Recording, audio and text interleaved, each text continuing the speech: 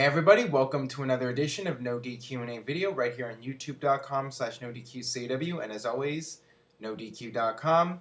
The month of June is now upon us. Got a lot of questions here. Let's not waste any more time. Let's get right down to it.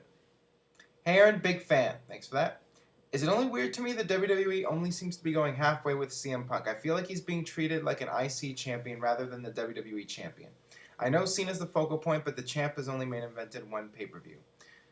For whatever reason, CM Punk has not connected with the overall audience quite like John Cena. I don't know why.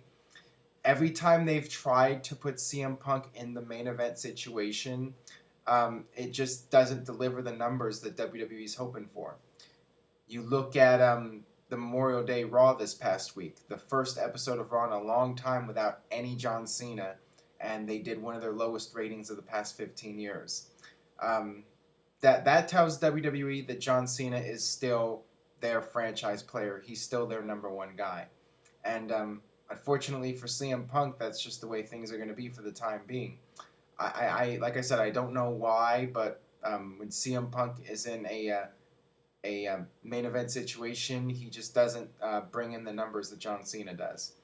He sells a ton of merchandise. I mean, he's right there next to John Cena when it comes to merchandise, but in terms of TV ratings and just connecting with the mainstream wrestling audience, your average person that's watching Raw, not a hardcore WWE fan who goes on the internet and follows everything, just someone who just turns on the TV and watches. They're not into CM Punk like they are John Cena, and that's just the way it is. So as long as John Cena's being pushed as the number one guy, CM Punk's going to be a big guy in WWE, but he's not going to be the number one star, even if he has a WWE title. Do you think WWE will get a new GM soon? This is from Lioness Plain.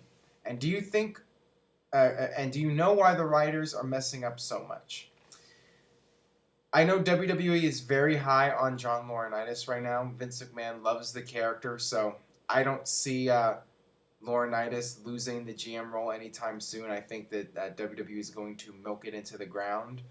But eventually I could see something changing. You know, nothing lasts forever. And we all saw what happened with the anonymous Raw GM that went on for about a year, and then they just dropped it. So who knows? They might even just get rid of John Laurinaitis one day without any kind of reason, just because they want to do something different, or they decide they have a new idea and they're going to go with it. But for now, I'm sure they're fine with what they're doing, and they're going to keep doing it.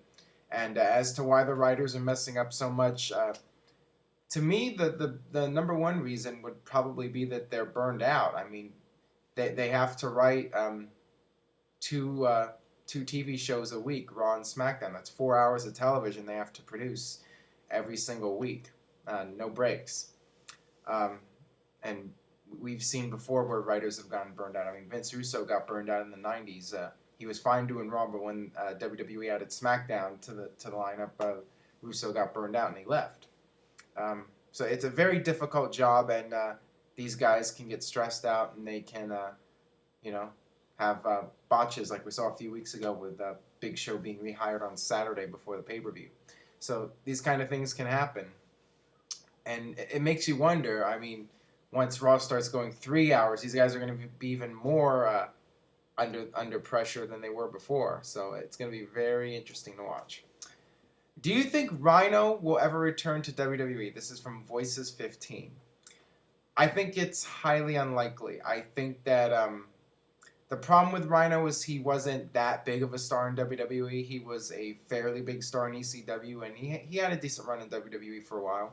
But if they were to bring him back, he's already getting up there age-wise, and they need to focus on new talent, as I've talked about many times in the past. And if they were to bring him back, I don't even think the majority of the current audience would even know who he is. So there's really not much of a point in investing all this money to bring back a guy who the audience isn't all that familiar with, and he's already getting up there in age. WWE is going to want to invest money in young talent coming up, not somebody from the past who at best was a mid-card act. So I don't think it's going to happen.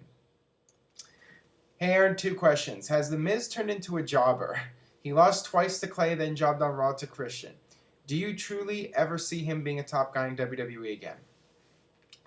The reason WWE has been burying The Miz for the past several weeks is the the main reason is that he's going off to do the next Marine movie, which was originally planned for Randy Orton, but we all saw what happened with that. So Miz is taking the spot. Miz is going to do the movie, and I guess their mindset is they can bury him, and when he's done with the movie and he returns. People are just going to forget about all the jobs he did. I guess that's what what they're thinking. I don't know if people are going to necessarily forget that easily, but we'll see. I mean, wrestling fans tend to have somewhat of a short attention span, so it might be WWE might be right on this one. I mean, they can bring Miz back. They can bring him back in a big way and push him right back to the top again, and perhaps most people will forget about all the jobs he did, and he'll be just fine. I mean, who knows? But yeah, I do think when he comes back, he'll get a renewed push for sure. I just think it's the fact that he's on his way out for a while, so they want to have him put over other people. Hey, Aaron, been watching the show for a while now, and I've been enjoying it. What do you think of the tag team Paul London and Brian Kendrick? I thought they were a good tag team. I thought that they were a breath of fresh air to the WWE tag division, and they were just something different. They were kind of like an up-to-date version of the Rockers in a way. And it was nice to have them around. Unfortunately, Paul London had to laugh during the serious Vince McMahon angle, and it was all downhill from there. Hopefully, WWE can bring in some more tag teams like London and Kendrick. I mean, Motor City Machine Guns would be great if Alex Shelley's coming in WWE. Perhaps they can bring in Sabin too, and kind of reboost the tag division and get some really good guys in there. I mean, that would be an obvious thing to do, and I don't know if they're going to do it or not. That's the thing with WWE; you never know what they're thinking. But it would be pretty cool, and even the possibility of bringing London and Kendrick back to reboost the tag division might be a good idea. So who knows? Anything can happen. Hey, Aaron, what is your opinion on Big Show dismantling Brodus, Kofi, and Truth? Do you like Big Show as a heel? I actually thought that segment on Raw with Big Show was really well done. I thought that they did a great job of putting over Big Show as a monster.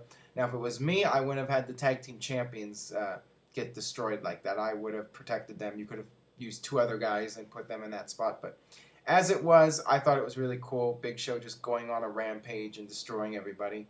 I liked it a lot. I think the problem is nobody wants to see Big Show versus John Cena for the 100th time or how many times they've done it now. That's the problem, and no matter what you do with Big Show, I just don't think people care about this match between Big Show and Cena, and I think the rating spoke volumes. You know, I don't think people are into it, and I don't think this pay-per-view is going to do very good business. It's just we've seen it too many times, and going back to earlier, wrestling fans having a short attention span, but everyone seems to remember the Big Show John Cena matches because they've been just done so many times over the years. I mean, it seems like, go back to 2004, and then every 2 years they had a feud. So yeah, it's kind of ridiculous and just been done to death. Hey Aaron, love the show.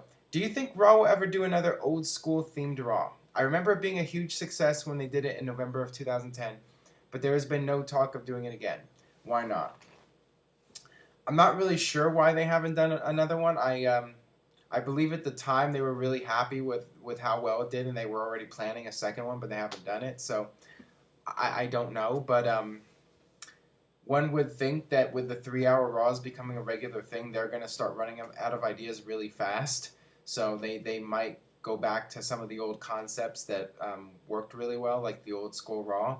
And the problem is there's only so many guys you can bring back from one of those things, and if they were to do it again, I mean, are they just going to bring back Piper and Sergeant Slaughter and Jim Duggan again? I mean, one would think that they would bring in some other people, but there's only so many people that they're on good terms with. So I don't know if it's going to happen or not, but I think if the 3-hour Raw is gone for a while, it definitely increases the chances that's something that they can use to fill up a week of TV without having to come up with new ideas or anything. All right, that'll wrap things up for this edition of No DQ&A Video. Make sure you check out the other editions of No DQ&A Video on the YouTube channel, youtube.com/NoDQ&AW. Check out the top 25 WWE superstars in history list. I will be posting one video a day, so the countdown continues. Make sure you check that out. And check out NoDQ.com. We got the 2012 King of the Ring tournament going on right now. You can vote for your favorite and spread the word. Tell the people about the polls. And stay tuned to episode 150 of No DQ&A Video coming up this week, and have a special bonus, which I'll tell you more about on the next video. So see you then.